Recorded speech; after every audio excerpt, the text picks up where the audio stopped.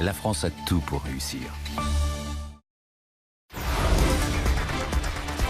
BFM Business, 10h, midi, l'émission 100% placement. Intégral placement, Cédric Decoeur, Guillaume Sommeret. Et Thibaut François à nos côtés également pour Fastia Capital. Rebonjour Thibaut. Vous êtes notre fil rouge tout au long de cette matinée pour essayer de comprendre les enjeux qui animent la séance du jour. CAC 40 quasi stable. Qu'est-ce qui va animer la semaine d'après vous, Thibaut, en bourse et sur le CAC 40 ? Écoutez, la Fed semble être la seule à pouvoir faire bouger les marchés cette semaine. Bon, et bien sûr, il y a les différentes publications qui vont bouger certaines valeurs, mais la tendance de fond va être donnée par la Fed. Les économistes attendent 0,25 de baisse des taux. 78% à peu près sur les sondages, 25% attendent 0,05% de baisse des taux.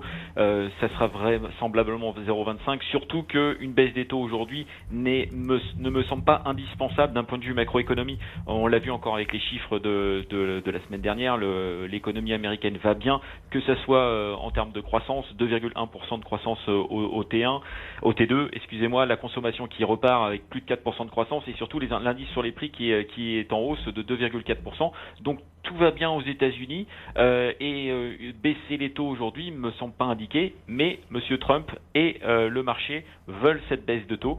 Ils l'encouragent depuis quelques semaines et donc on devrait la voir donc dès mercredi avec 0,25 de baisse des taux.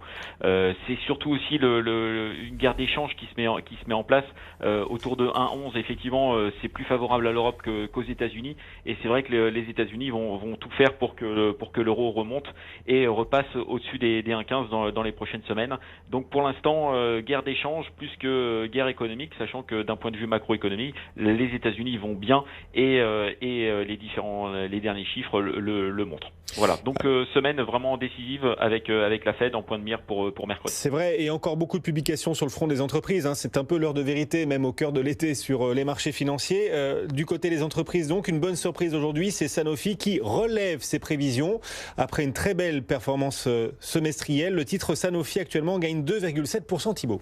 Oui, tout à fait. Le marché avait des doutes sur Sanofi, savoir s'ils allaient, notamment le diabète pouvait peser sur les résultats de Sanofi. Il n'en est rien sur le premier semestre. Ça se passe plutôt bien, 5,5% de croissance en termes de chiffre d'affaires. Le BPA qui ressort à 1,31 contre 1,25 attendu. Donc ils relèvent leurs objectifs annuels de croissance du BPA. Ils étaient attendus entre 3 et 5%. C'était la fourchette du management. Ça sera au moins 5% donc pour cette année. C'est une bonne nouvelle pour le titre qui a rien fait du tout depuis les début de l'année, il est en hausse de 3%, à peu près la hausse du jour, sachant que les fondamentaux de Sanofi sont extrêmement solides. La valorisation est plutôt faible par rapport au marché, mais aussi par rapport au secteur, une décote de 20% par rapport au secteur qui ne me semble pas justifiée. Et donc Sanofi est à mettre, à mon avis, dans les portefeuilles pour les prochains mois, sachant que c'est un titre assez défensif avec du rendement et qui offre aujourd'hui une visibilité assez importante, que ce soit sur le marché européen, mais aussi sur le marché américain. Donc Sanofi a joué et la réaction du titre me semble même plutôt prudente ce matin avec une hausse de 2,65%. D'autres publications à venir cette semaine, on le disait 17 à nouveau sur le CAC 40. Avant de se pencher sur celles qui vous paraissent les plus importantes à surveiller au cours de cette nouvelle semaine, quel premier bilan tirez-vous de ce qu'ont jusqu'ici annoncé les entreprises, Thibaut ? Écoutez, les publications se sont plutôt bien passées. On a eu des bonnes réactions. Certains secteurs qui étaient sinistrés ont fait des publications plutôt rassurantes. Je parle notamment du secteur automobile. On a vu que Plastic Omnium, avec une publication en ligne, avait gagné presque plus 20 en 2 séances. Forestia, c'est exactement la même chose. Peugeot et Renault ont fait des publications qui sont extrêmement rassurantes. Les marges tiennent. Alors bon, c'est vrai que le secteur est difficile, mais c'est vrai que les marges tiennent.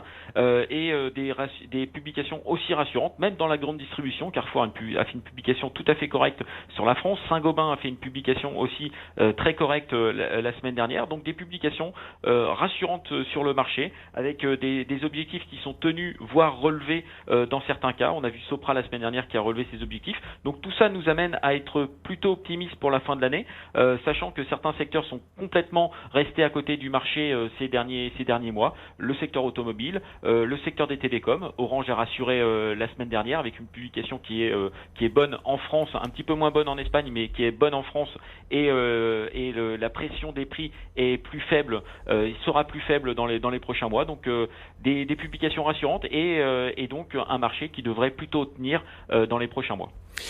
Et justement, dans celles qui vont arriver cette semaine, les nombreuses publications, on le disait, lesquelles surveillerez-vous particulièrement de votre côté, Thibault ? C'est vrai qu'il y a beaucoup de publications cette semaine. On a les banques qui publient toute la semaine. On a BNP qui publie mercredi. On a Natixis et Société Générale qui publient jeudi. Vendredi, on a Crédit Agricole. On a même AXA qui publie aussi mercredi. Donc les banques et les financières au sens large qui publient. Et on va regarder bien sûr l'impact des taux bas sur les comptes des résultats des différentes entreprises. Les banques US ont fait de bonnes publications, notamment par une réduction des coûts. Est-ce que ce sera le cas aussi pour les banques européennes, donc des publications extrêmement importantes. Cas particulier avec Natixis, avec l'effet H2O, est-ce que l'impact va être réel sur le compte de résultats de Natixis? C'est fort probable, sachant que le mois de juin a été quand même extrêmement compliqué pour Natixis, donc on va voir l'impact. Et on a aussi Essilor qui publie mercredi.